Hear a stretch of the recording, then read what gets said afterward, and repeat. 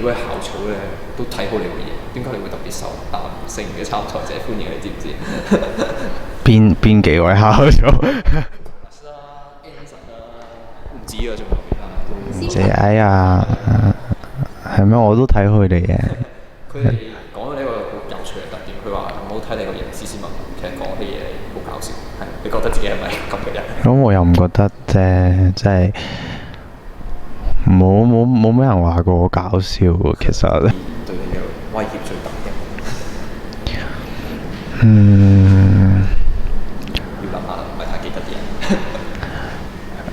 校花我就梗係支持翻 Hebe 啦，係咪先？係啦，咁一來我覺得佢都幾可愛個樣，係啊，又好似思廉詞喎，係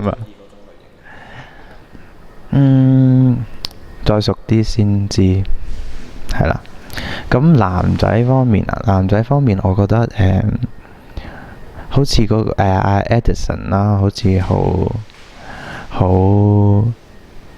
係喎，唔係 Edison，Elliot 係啦，Elliot。